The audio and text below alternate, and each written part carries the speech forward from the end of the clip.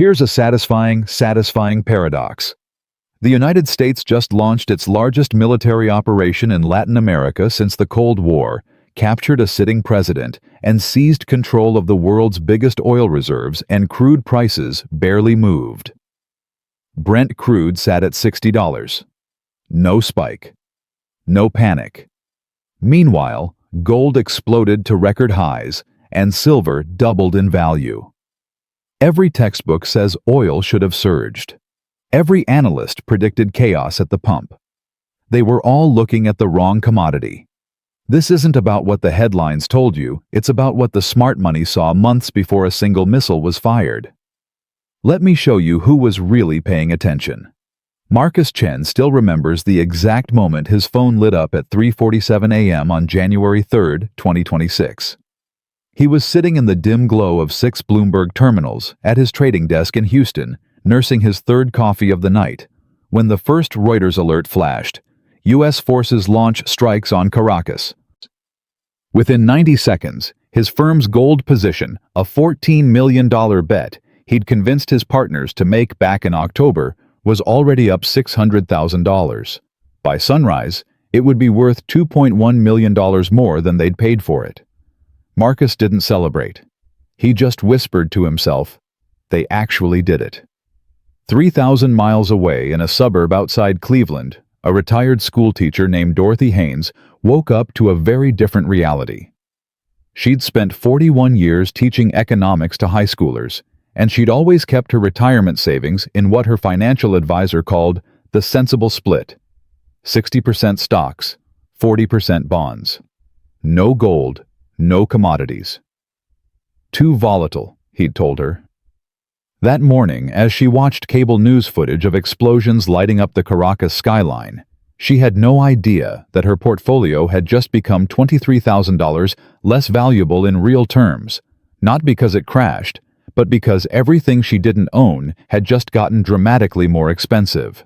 2 investors. Same news. Opposite outcomes. And here's what makes this story worth telling. The difference between Marcus and Dorothy wasn't luck. It wasn't insider information. It was simply understanding a pattern that had been visible for months to anyone willing to look past the headlines. Consider this. Venezuela sits on 303 billion barrels of proven oil reserves. That's more than Saudi Arabia, more than Iraq, more than any nation on Earth. We're talking about roughly 18% of all known oil on the planet buried beneath a country slightly smaller than Texas. And yet here's the number that should make you pause. Venezuela was producing barely 1 million barrels per day when those American missiles started flying. Saudi Arabia produces 12 times that. Russia produces 10 times that. A country with the world's largest reserves was pumping like a minor player. Why? That question haunted energy analysts for years, and the answer reveals something important about how modern markets actually work. It wasn't just about sanctions, though. Sanctions played a role. It wasn't just about mismanagement, though the Maduro government had certainly made catastrophic decisions. The real answer involves a technical detail that most people have never heard of: something called heavy sour crude. And that detail explains why what happened in Caracas matters far more to your wallet than you've been told. But we'll get to that.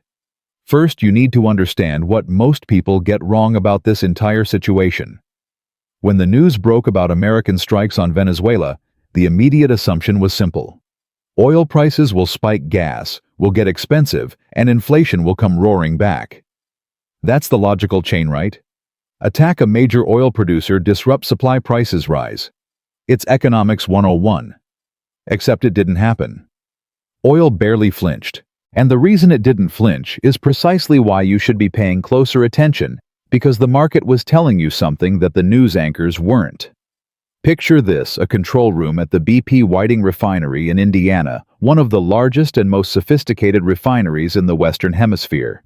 The facility processes 430,000 barrels of crude oil every single day, and the men and women who run it can tell you something that might surprise you. Their machines don't run on just any oil.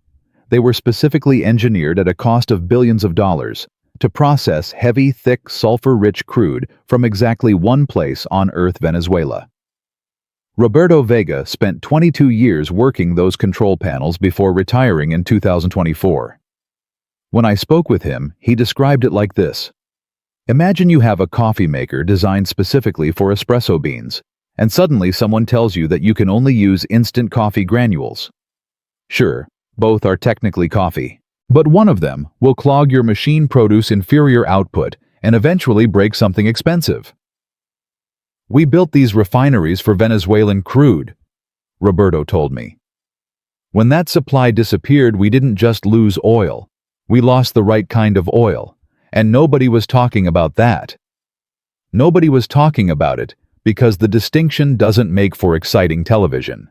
Heavy sour crude versus light sweet crude doesn't have the same ring as war in South America. But here's the uncomfortable truth: over 60% of American refinery capacity was designed to process exactly the type of oil that Venezuela produces and that we've now disrupted. Meanwhile, the shale revolution that made America an energy superpower. It produces mostly light sweet crude, great for some refineries, useless for others. You cannot simply swap one for the other and expect your fuel costs to stay the same. The industry calls this the quality mismatch problem, and it's about to become everyone's problem. Refiners don't run spreadsheets, they run units, and those units need specific inputs. Now here's where the story takes its first strange turn. If Venezuelan crude is so important to American refineries, why wasn't the government more careful about disrupting supply? And if oil markets are so vulnerable to this kind of disruption, why didn't prices explode the moment bombs started falling? The answer to both questions leads to the same uncomfortable place. The people making decisions were looking at a different set of numbers than the ones they showed you on television. On one hand, global oil supply was genuinely abundant heading into 2026.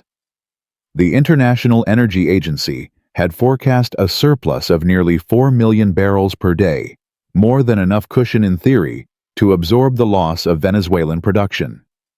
OPEC claimed spare capacity of over 4 million barrels. On paper, the math worked. But Sofia Mendez doesn't trade on paper.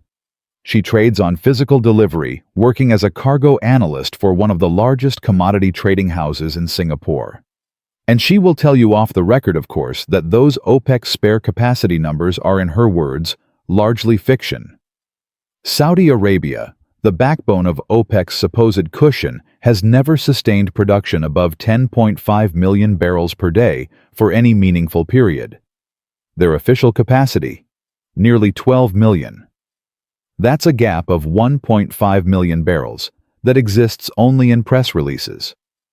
Multiply that discrepancy across a dozen OPEC members, and the comfortable surplus everyone was counting on starts to look a lot thinner. Some estimates suggest the real gap between claimed spare capacity and actual effective capacity exceeds 2 million barrels per day, which brings us back to Marcus Chen and his 3:47 a.m. phone call. He wasn't watching the news to find out what happened. He was watching to confirm what he already knew was coming. The USS Gerald Ford had been parked in the Caribbean since November. American forces had been seizing Venezuelan oil tankers for weeks. Over 35 airstrikes on alleged drug trafficking vessels since September. 15,000 troops deployed in something called Operation Southern Spear. This wasn't a surprise attack. It was a scheduled appointment that the market had already priced into gold, but not into oil. And that gap between what gold investors understood and what oil traders were still pretending to believe explains everything that happened next. The question isn't why gold surged. The question is why it took everyone else so long to catch on. But there's another question, one that matters more for where we're headed. If the smart money was already positioned in gold and silver months before the attack, what do they see coming next that the rest of us are still missing?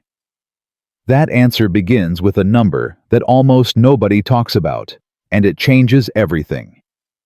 You thought you knew about who really controls the global financial system. The smart money was positioned in gold and silver months before a single missile touched Venezuelan soil. What did they know that everyone else missed? The answer begins with a number that almost nobody talks about, and it changes everything you thought you knew about who really controls the global financial system. That number is 1/500, as in 1/500 tons of gold. That's how much central banks around the world collectively purchased between 2023 and 2025. Not investment funds, not hedge funds, not retail investors buying coins at the local dealer. Central banks. The institutions that literally print money were trading their own paper for metal at the fastest pace in recorded history. Think about that for a moment. The people who create dollars, euros, and yen from nothing were choosing to exchange those currencies for something they couldn't create. When the money printers start hoarding gold, they're telling you something about the money they print. But to understand why this matters for Venezuela, for oil, and for your savings, you need to understand how the modern financial system actually works. Not the version they teach in textbooks, the version that operates behind closed doors. Here's the simplest way I can explain it. Imagine the global economy as a giant poker game. For the past 80 years, the United States has been the house, the one who supplies the chips. Every other country has to use American chips to play. Want to buy oil from Saudi Arabia? You need dollars. Want to sell cars to Europe? The transaction clears through American banks. Want to hold reserves to protect your currency? You store them in U.S. Treasury bonds. This system has a name: dollar hegemony. And for decades, it worked beautifully for America. The United States could run massive trade deficits, print money to cover its debts, and export inflation to the rest of the world. Other countries had no choice but to accept it. The dollar wasn't just a currency, it was the operating system of global commerce. Elena Petrova understands this system better than most. She spent 18 years at the Russian Central Bank before quietly relocating to Dubai in 2022. When we spoke, she described the moment everything changed for her institution. It was February 2022, and Western nations had just frozen $300 billion in Russian foreign reserves, held in Western banks' punishment for the invasion of Ukraine. We had done everything correctly, she told me, her voice still carrying a trace of disbelief. We had diversified. We held euros, dollars, yen. We followed the rules. And overnight, we learned that following the rules meant nothing if the people who made the rules decided to change them. That freezing of Russian assets sent shockwaves through central banks worldwide. Not because anyone sympathized with Russian policy, but because of what it revealed about the nature of modern reserves. If the West could freeze Russia's dollars, they could freeze anyone's dollars. The chips in the poker game could be confiscated at any moment by the House. And so began the Great Repositioning. Between 2020 and 2025, emerging market central banks increased their gold allocation from an average of 8% of reserves to nearly 15%. China added over 200 tons to its official holdings. India accelerated its purchases. Turkey, Poland, Singapore, and dozens of smaller nations followed. In the World Gold Council's 2025 survey, 95% of central bankers said they expected global gold reserves to increase over the next 12 months. A record 43% said their own institution planned to buy more. This wasn't speculation. This was insurance. And insurance against what exactly? Against the very system that made American power possible. Now here's what most people get wrong about de-dollarization. They imagine it as some dramatic moment, countries announcing they're abandoning the dollar markets, crashing headlines, screaming. That's not how it works. De-dollarization happens slowly, quietly, one reserve allocation at a time. It happens when China and Russia agree to settle trade in their own currencies. It happens when Saudi Arabia starts accepting yuan for oil. It happens when central banks diversify out of treasury bonds and into something that can't be frozen, sanctioned, or inflated away. Gold can't be frozen. Gold can't be sanctioned. Gold doesn't care about political alliances. And that brings us back to Venezuela. Remember Roberto Vega, the refinery worker who described American refineries as espresso machines, suddenly forced to run on instant coffee. Here's the detail that makes his story matter for the bigger picture. Those Gulf Coast refineries weren't just processing Venezuelan crude for convenience. They were processing it because of a deal struck decades ago, a deal that locked Venezuelan oil into the dollar system. For most of the 20th century, Venezuela was America's most reliable oil partner in the Western Hemisphere. Venezuelan crude flowed North American dollars, flowed south, and both economies benefited. The refineries Roberto worked in were billion-dollar bets on that relationship continuing forever. They were physical infrastructure, expressing a financial assumption that Venezuelan oil would always be priced in dollars, processed by American companies, and integrated into American supply chains. When Hugo Chavez came to power in 1999, he began slowly untangling that arrangement. He redirected oil exports to China. He accepted payment in yuan and rubles. He used oil revenues to fund social programs that didn't require American approval. The technical term for what he was doing was delinking, separating Venezuelan resources from American financial control. Washington didn't like it. But what could they do? Venezuela was a sovereign nation with the right to sell its oil to whoever it wanted. The answer came in stages. Sanctions in 2017. More sanctions in 2019. Asset freezes. Banking restrictions. By the time Nicolás Maduro inherited the presidency, Venezuela had become a test case for a new form of economic warfare, one designed to strangle a country without firing a shot. And here's the twist that most analysts miss. The sanctions worked, but not in the way Washington intended. Yes, Venezuelan oil production collapsed. Yes, the economy cratered. Yes, millions of Venezuelans fled the country. But here's what else happened. Venezuela got creative. It started selling oil to China through shell companies. It accepted payment in gold and cryptocurrency. It built shadow networks that bypassed the dollar system entirely. James Thornton knows these networks intimately. He spent 15 years as a compliance officer at one of the largest commodity trading houses in Geneva before the complexity became too much to bear. By 2024, we were seeing transactions that looked like they came from a spy novel, he told me. Venezuelan crude would be loaded onto a tanker, transferred to a second tanker in international waters, relabeled as Malaysian or Omani crude, and delivered to a Chinese port with documentation that was technically accurate but practically meaningless. The oil found a way. It always finds a way. The sanctions didn't stop Venezuelan oil from reaching global markets. They just pushed it underground into channels that operated outside American oversight, outside dollar denomination, outside the system Washington had spent decades building. This created a problem.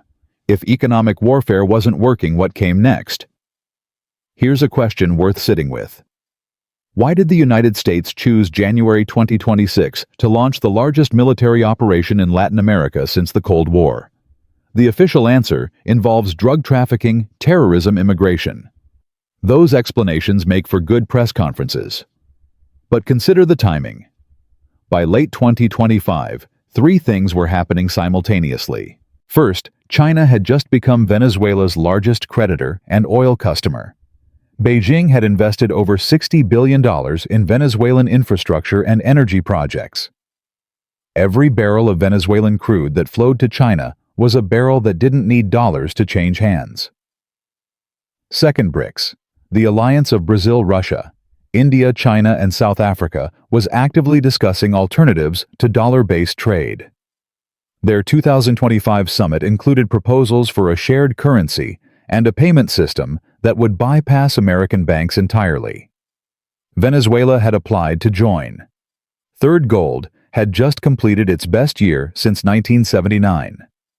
Central banks weren't just buying, they were hoarding. The metal that Western economists had dismissed for decades as a barbarous relic was suddenly the most sought-after reserve asset on the planet.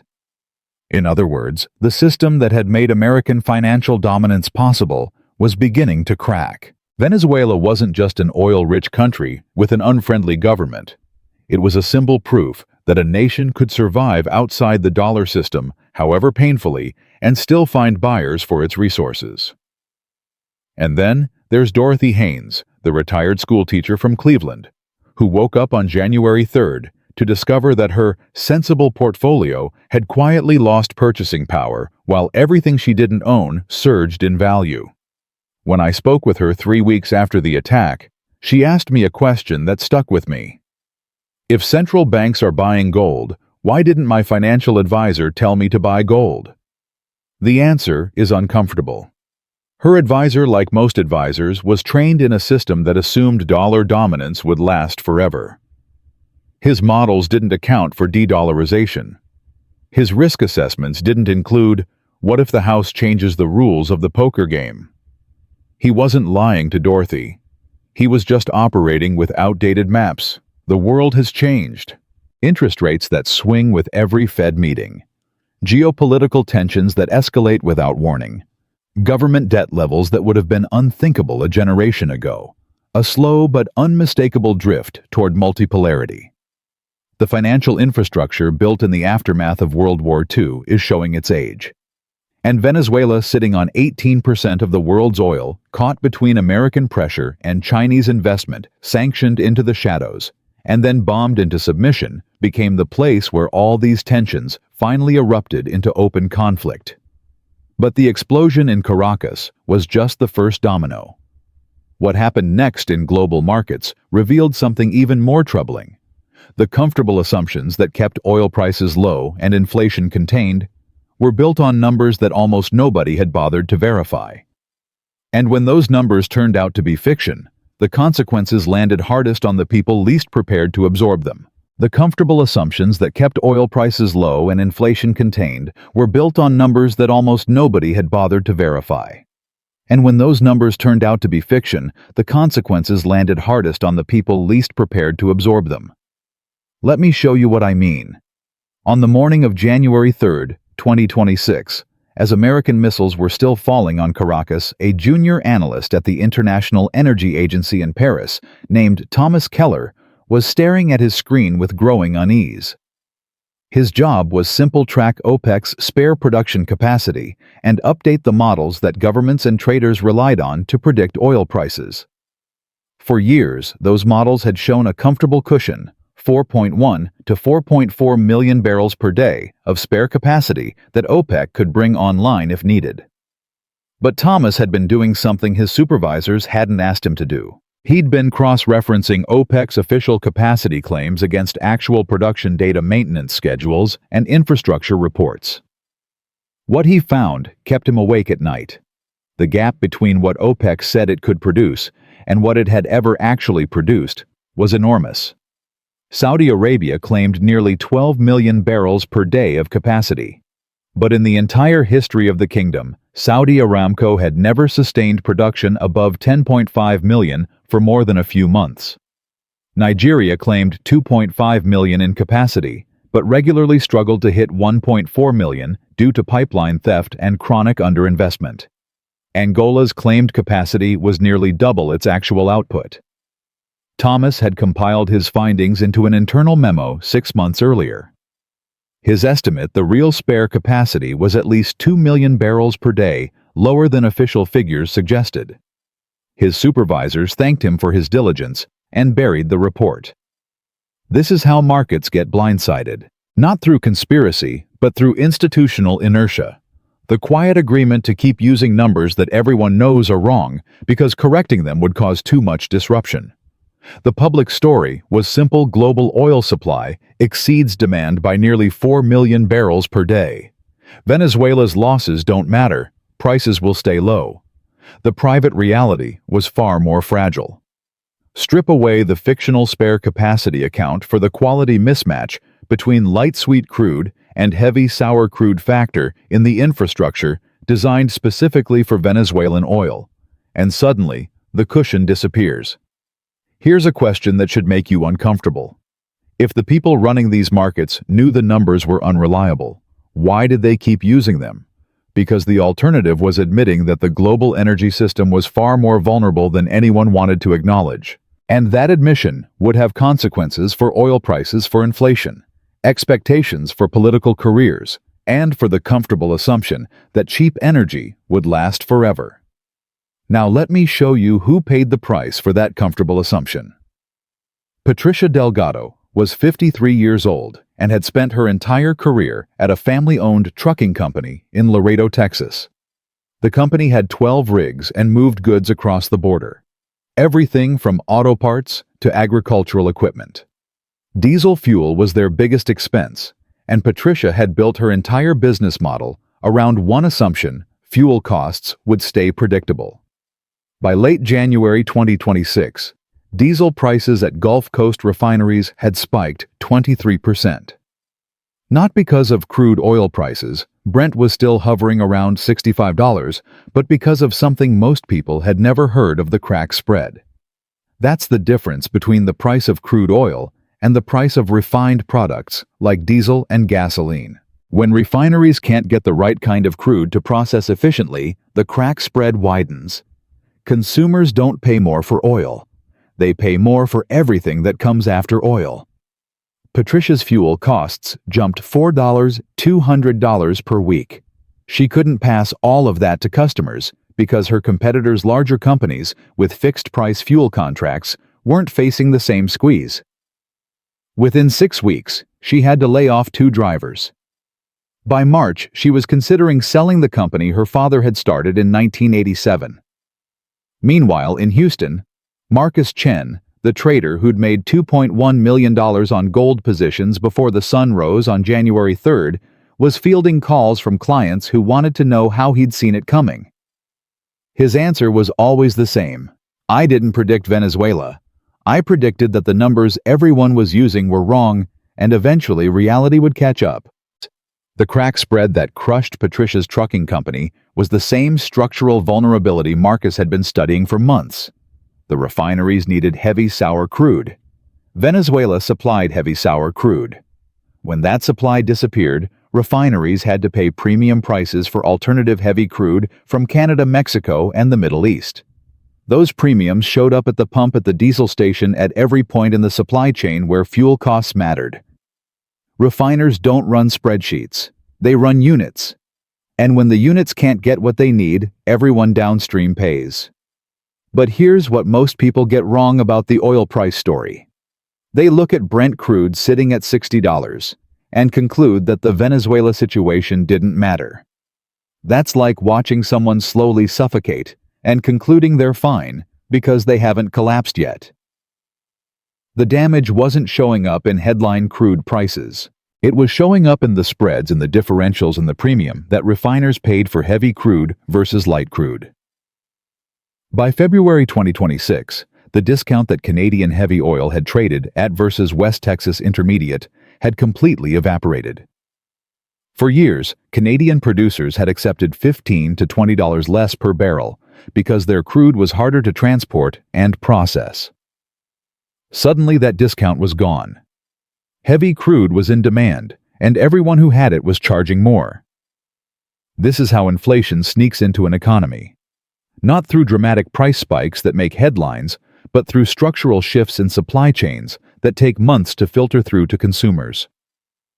Pause this video for a moment and think about everything you've bought in the past month that required diesel to deliver. Your groceries, your online orders, your building materials if you're doing renovations, the food at your local restaurant that arrived on a truck. Every one of those costs was quietly absorbing the crack spread that resulted from Venezuelan crude disappearing from the market. You paid for this military operation. You just didn't get an invoice. Now, let me tell you about someone who did get an invoice and what happened when they couldn't pay it. Remember Elena Petrova, the former Russian central bank official, who described the moment Western nations froze $300 billion in Russian reserves? She told me something during our conversation that I haven't been able to stop thinking about. She said, "The Americans taught the world a lesson in 2022. But it wasn't the lesson they intended. They taught everyone that the dollar system is a weapon. And when people realize they're standing in someone else's crosshairs, they start looking for shelter. That shelter was gold, and the scale of the repositioning was staggering. During the third quarter of 2025 alone, before the Venezuela strike, central banks purchased 220 tons of gold. That's a 28% increase from the previous quarter. But here's the detail that reveals the true nature of what was happening. The buying was concentrated among countries that faced potential sanctions or had complicated relationships with Washington. China, Russia, India, Turkey. These weren't random purchases. They were strategic moves by nations hedging against the possibility that their dollar reserves could be frozen, seized, or devalued at any moment. The World Gold Council tracks these flows, and their 2025 survey revealed something remarkable. 95% of central bankers expected global gold reserves to increase. But more tellingly, many emerging market central banks had increased their gold allocation from 8% of reserves to nearly 15% in just 5 years. That's not diversification. That's de-dollarization in slow motion. And here's the twist that almost nobody in mainstream financial media was willing to discuss. The United States knew this was happening. The Treasury Department tracks foreign central bank holdings. The Federal Reserve monitors global reserve allocations. They could see the shift in real time. Which raises an uncomfortable question. Did the Venezuela operation accelerate the very de-dollarization it was meant to prevent? Think about it from the perspective of a central banker in Jakarta or Brasilia or New Delhi. You've just watched the United States launch a massive military operation against a country that tried to sell its oil outside the dollar system. The official justification was drug trafficking. But everyone in your position knows the real issue was control of resources, control of payment systems, control of who gets to play in the global economy and on what terms. What's your logical response? Double down on dollar holdings and hope Washington stays friendly, or quietly accelerate your gold purchases and start exploring alternative payment networks? The evidence suggests they chose option 2. Gold purchases by central banks in the first quarter of 2026 were tracking 40% higher than the same period in 2025. The BRICS payment system discussions intensified. China's cross-border yuan settlement volumes hit record highs. The empire struck back and the provinces started building escape routes. Now here's the rage moment. Here's the part of this story that should make your blood boil.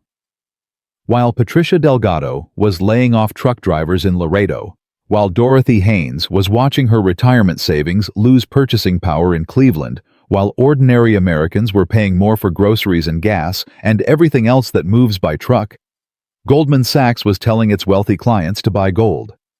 Not publicly, not in their research notes for retail investors, in their private wealth management communications, the ones that go to clients with portfolios over $10 million.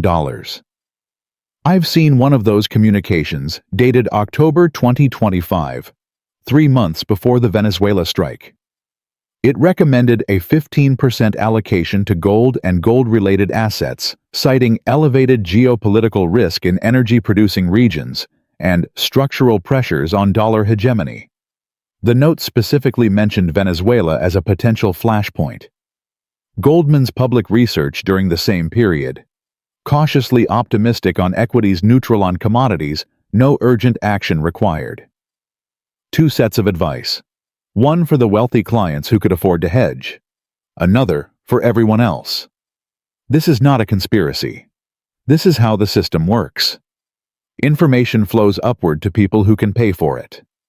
Risk gets transferred downward to people who can't. When the missiles fell on Caracas, Marcus Chen was positioned to profit because he had access to the same analysis that Goldman was sharing with its best clients. Dorothy Haynes was positioned to lose because her financial advisor was working with the public script. The game is not fair. It was never designed to be fair. It was designed to protect the people who designed it. And here's what makes this moment different from all the previous moments when the system extracted wealth from ordinary people and transferred it to elites. This time, the escape routes are becoming visible. Gold isn't just for central banks anymore. Silver isn't just for industrial users. The same assets that institutions are using to hedge against dollar instability are available to anyone with a brokerage account. The information that used to be restricted to private wealth clients is increasingly accessible to anyone willing to look for it. The question is whether people will look, whether they'll recognize that the comfortable assumptions they've been living with stable energy prices, reliable dollar purchasing power, a financial system that treats everyone equally were always partially fictional, and whether they'll act before the next missile falls. Because Venezuela was just the beginning. The structural tensions that made that conflict inevitable. De-dollarization, energy security, the weaponization of financial systems. Those tensions are still building.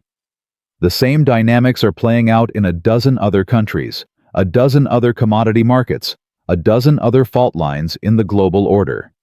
What happened in Caracas wasn't an ending, it was a preview. And the people who understood that preview, who saw the pattern before January 3rd, were already positioned for what comes next. The question is, what exactly do they see coming? And how much time do the rest of us have to prepare? The people who understood that preview, who saw the pattern before January 3rd, were already positioned for what comes next. The question is, what exactly do they see coming? And how much time do the rest of us have to prepare? The answer depends on which side of history you're standing on.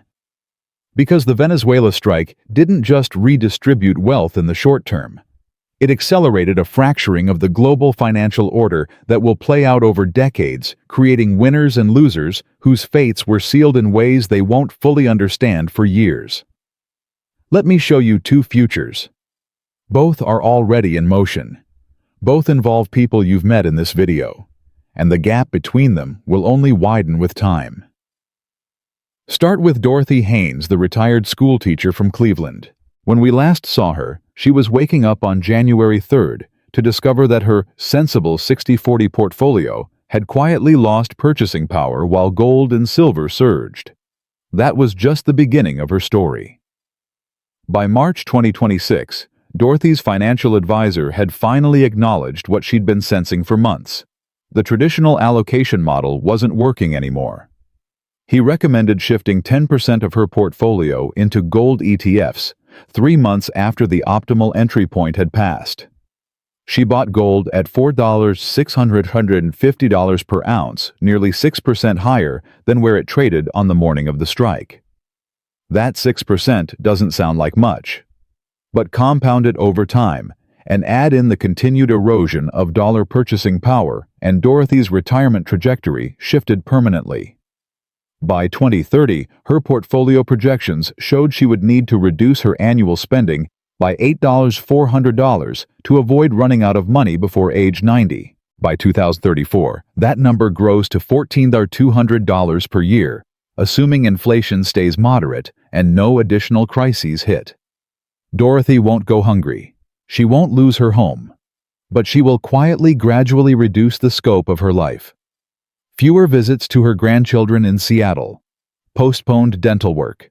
A smaller tip at the restaurant where she's eaten breakfast every Sunday for 20 years. This is how most people experience economic decline, not in dramatic crashes, but in the slow contraction of possibility. Now consider Marcus Chen. On the morning Dorothy bought gold at $4,650, Marcus was already rotating a portion of his gains into silver mining stocks and energy infrastructure. His analysis suggested that the real opportunity wasn't gold itself anymore. It was the industrial metals and physical assets that would benefit from the structural changes the Venezuela strike had accelerated. By 2030, Marcus's portfolio had grown to $47 million, up from $14 million before the strike. Not because he got lucky, but because he understood something Dorothy's advisor never explained. In a world where the rules are changing, you don't just buy insurance. You position yourself to benefit from the change itself. Here's the trajectory visualized. Imagine a chart with two lines starting from the same point in January 2026. Dorothy's line rises slowly, maybe 2 or 3% per year in real terms. occasionally dipping when inflation spikes or markets correct. Marcus's line rises at 12 to 15% annually, accelerating during periods of volatility that hurt traditional portfolios. By 2034, the gap between those two lines represents not just money, but freedom, the freedom to make choices without constantly calculating whether you can afford them. Two Americans, same economy, opposite outcomes. The only difference was information and the willingness to act on it. But here's what most people get wrong about stories like this. They assume Marcus was special, that he had access to secret knowledge or supernatural market timing. He didn't. Everything Marcus knew was publicly available. The USS Gerald Ford deployment was in the news. OPEC's questionable spare capacity claims were in industry reports anyone could read. Central bank gold purchases were published quarterly by the World Gold Council. The difference wasn't access to information. It was the framework for interpreting it. Dorothy's advisor was operating with a map drawn in 1985, a world of declining inflation, American financial dominance, and stable energy supplies. Marcus was operating with a map that acknowledged those assumptions were breaking down. Same information, different maps, radically different destinations. Now let me show you what this looks like at a national scale. Because individuals aren't the only ones whose trajectories diverged after Venezuela. Consider two countries, Turkey and Japan. Both are major economies. Both import most of their energy. Both faced the same global conditions after January 2026. Their responses and their outcomes couldn't have been more different. Turkey had been quietly accumulating gold since 2018, when a currency crisis revealed just how vulnerable the lira was to dollar fluctuations. By the time the Venezuela strike happened, the Turkish central bank held over 570 tons of gold, roughly 30% of its total reserves. When the dollar's role as the unquestioned global reserve currency came under pressure, Turkey's gold holdings provided a buffer. The lira wobbled but didn't collapse. Inflation was painful but manageable. Japan took the opposite approach. Despite being the world's third largest economy, the Bank of Japan held less than 3% of its reserves in gold. Japanese policymakers had bet everything on the continuation of the dollar system and their alliance with the United States. When that system started fragmenting, Japan had no hedge. By 2028, Japan was facing a slow-motion currency crisis. The yen had lost 34% of its value against gold. Energy imports, which Japan depends on almost entirely, were consuming an ever larger share of national income. The average Japanese household's purchasing power had declined by 19% in real terms. Here's a question worth sitting with.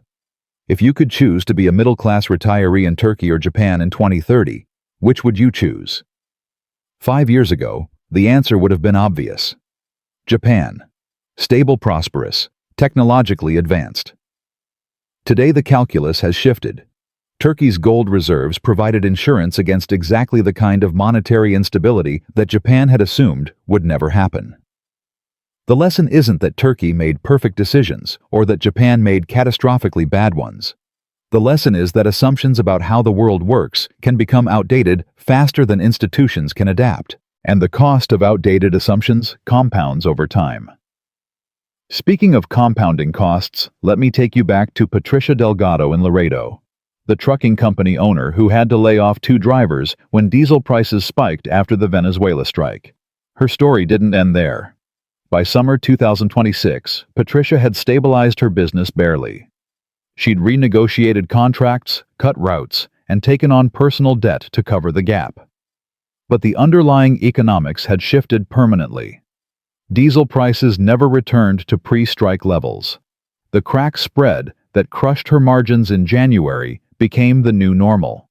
In 2027, she was approached by a logistics conglomerate offering to buy her company. The offer was $1.2 million, roughly 40% of what her father's company had been worth at its peak. She accepted. There was no other choice. Patricia is 61 now. She works as a logistics consultant for the company that bought her out, earning $78,000 a year, good money, but a fraction of what she'd built over decades. Her retirement savings took the double hit of selling the business at a depressed price, and then watching inflation erode the purchasing power of the proceeds. She projects she'll need to work until 72, assuming her health holds. Now contrast Patricia's trajectory with someone you haven't met yet. Rafael Mendez was 28 years old and working as a petroleum engineer in Midland, Texas when the Venezuela strike happened. Unlike the Gulf Coast refineries that depended on heavy sour crude, the Permian Basin, where Rafael worked, produced light sweet crude, the type that was abundant globally, but not what American refineries desperately needed. Rafael saw an opportunity that most people missed. He noticed that Canadian heavy oil producers were suddenly in high demand to replace Venezuelan barrels. The discount they'd accepted for years had evaporated. Companies that had been struggling were suddenly profitable. In February 2026, Rafael took his entire savings, $34,000, and invested in 3 Canadian heavy oil producers that he'd identified as undervalued. He also negotiated a transfer to his company's Canadian operations, betting that heavy crude extraction would be a growth industry for years to come. By 2030, Rafael's stock positions were worth $312,000. His salary had increased 60%. He'd used the gains to buy investment properties in Calgary, which were appreciating as energy workers flooded into the region. His net worth projection for 2034, $1.8 million, assuming no additional major disruptions. Rafael and Patricia lived through the same event. One lost a family legacy. The other built a foundation for generational wealth. The difference wasn't luck or intelligence or starting capital. It was pattern recognition. The ability to see that the Venezuela strike had permanently changed which types of energy assets would be valuable and which would be stranded. This is the cruelest aspect of economic transitions. They don't announce themselves with sirens and flashing lights. They unfold gradually through 1,000 small adjustments, each one seeming manageable, until you look up and realize you've been walking downhill for years. The people who thrive during transitions are the ones who recognize the slope early. The people who struggle are the ones who keep assuming the ground will level out. Here's another question. What happens when an entire generation fails to recognize the slope? Because that's what we're watching unfold right now.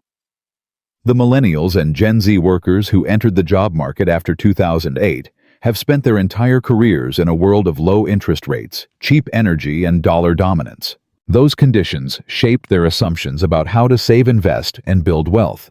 Those assumptions are now outdated. A 25-year-old who starts saving for retirement in 2026 with a traditional 60-40 portfolio and never adjusts for the structural changes underway will retire in 2066 with roughly 40% less purchasing power than they projected.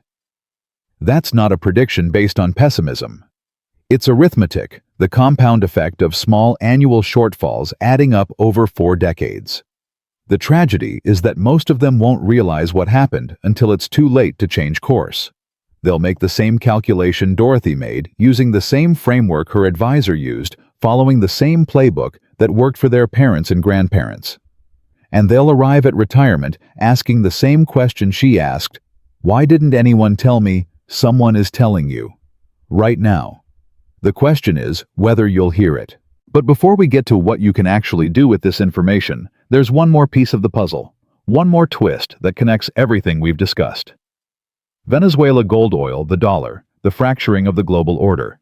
It involves what happened in the months after the strike, what the smart money did once the dust settled, and why their moves suggest that January 2026 wasn't the climax of this story. It was the opening act. What the smart money did once the dust settled suggests that January 2026 wasn't the climax of this story. It was the opening act. In the 18 months following the Venezuela strike, something strange happened in financial markets. Gold didn't retreat to pre-crisis levels. Silver didn't give back its gains.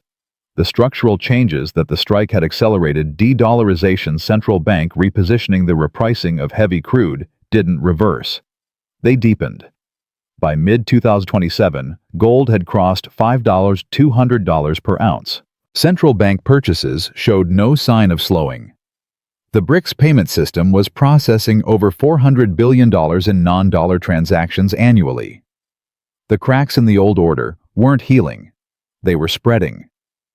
And here's the twist that connects everything: none of this required Venezuela. The strike was a catalyst, not a cause. The underlying tensions, America's weaponization of the dollar, the fictional spare capacity in oil markets, the slow accumulation of gold by nations hedging against sanctions, all of it was building long before the first missile fell on Caracas. Which means the pattern we've traced through this video isn't unique to Venezuela. It's a template. And once you see it, you start noticing it everywhere. Remember Elena Petrova, the former Russian central bank official who described the moment Western nations froze $300 billion in Russian reserves? I spoke with her again recently. She's now consulting for central banks across the global south, advising them on reserve diversification. Her client list has tripled since 2026. What I tell them is simple, she said. The Americans will do what they believe is in their interest. Your job is to make sure that when they do, you're not standing where the hammer falls. That's not anti-American sentiment. That's just risk management. And it's the same calculation that individuals like Marcus Chen made before the Venezuela strike, positioning for a world where the old assumptions no longer hold. But here's what most people get wrong about applying this lesson. They think it requires predicting the future, knowing which country will be next, which crisis will trigger the next market dislocation, which asset will surge. That's not how this works. The goal isn't prophecy. The goal is preparation. Let me give you a framework. 3 questions to ask yourself, not about where to put your money, because I'm not a financial advisor and this isn't investment advice, but about how to think about a world where the rules are changing. First, what assumptions am I making about the next 10 years that are based on the last 40 years? Dollar dominance, cheap energy, stable supply chains, low inflation. These weren't natural laws. They were conditions that emerged from a specific historical moment, the post-Cold War American hegemony. That moment is ending. Second, if those assumptions turned out to be wrong, would I be okay? Not theoretically okay, actually okay. Could you pay your bills if inflation ran at 5% for a decade? Could you retire if the dollar lost 30% of its purchasing power against hard assets? Could you adapt if the economy you built your career in fundamentally restructured? Third, what would I need to learn to see the next disruption before it arrives? Thomas Keller saw the fictional spare capacity numbers at the IEA. Sofia Mendez saw the shadow networks moving Venezuelan oil outside the dollar system. Marcus Chen saw the central bank gold purchases. The information was there. The question is whether you're looking. These questions don't have easy answers. That's the point. The people who navigated the Venezuela disruption successfully weren't the ones with certainty. They were the ones with curiosity, the willingness to question comfortable assumptions before reality forced them to. Now let me close the loop on where we started. Dorothy Haynes, the retired schoolteacher from Cleveland, sent me an email 6 months after our first conversation. She'd made some changes. Not dramatic ones, she was too conservative by nature for dramatic moves, but meaningful ones. She'd shifted 15% of her portfolio into a mix of gold ETFs and inflation-protected securities. She'd started reading the World Gold Council's quarterly reports, something her advisor had never mentioned existed. I don't know if it's enough, she wrote. But at least now I understand why I'm making the choices I'm making. That feels different. She's right. It is different.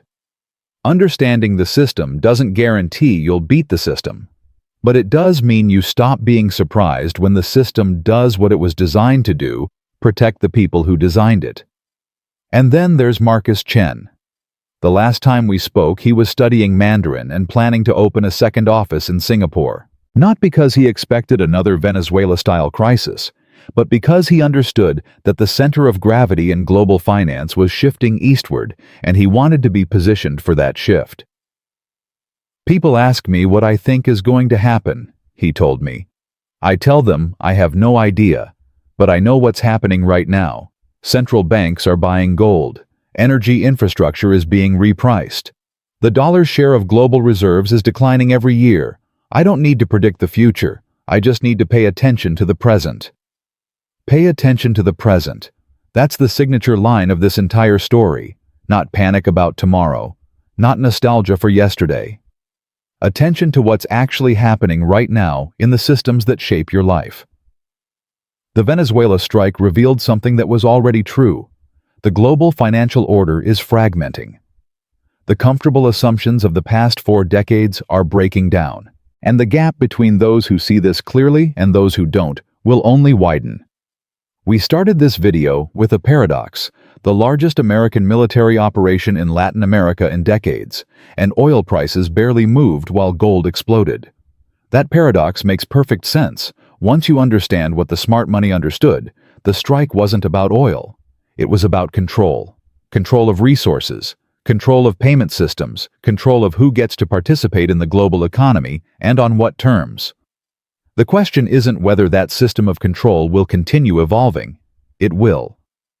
The question is whether you'll understand how it's evolving and what that evolution means for the decisions you make every day. I started researching this video because I wanted to understand why 2 people could live through the same event and arrive at opposite outcomes. Dorothy losing purchasing power in Cleveland, while Marcus built wealth in Houston. Patricia selling her family's trucking company, while Raphael built a fortune in Canadian energy. Japan's slow-motion currency crisis, while Turkey's gold reserves provided a buffer. The answer, I've come to believe, isn't about intelligence or luck or access to secret information. It's about maps. The mental models we use to navigate economic reality. Some people are operating with maps drawn for a world that no longer exists. Others have updated their maps to reflect the terrain as it actually is. This video was an attempt to update your map. Not to tell you what to do, that's your choice, your risk, your responsibility, but to show you the territory as clearly as I could. The fictional spare capacity, the quality mismatch in crude oil, the central bank gold accumulation, the slow, quiet repositioning of nations hedging against a future where the dollar isn't the only game in town. What you do with that information is up to you. But whatever you decide with open eyes, because the next disruption won't announce itself any louder than Venezuela did. The signals will be there in shipping manifests and central bank reports and energy infrastructure investments, visible to anyone willing to look. The only question is whether you'll be paying attention when they arrive. In an uncertain world, the best protection isn't prediction, it's preparation. And the time to prepare is always before you need to.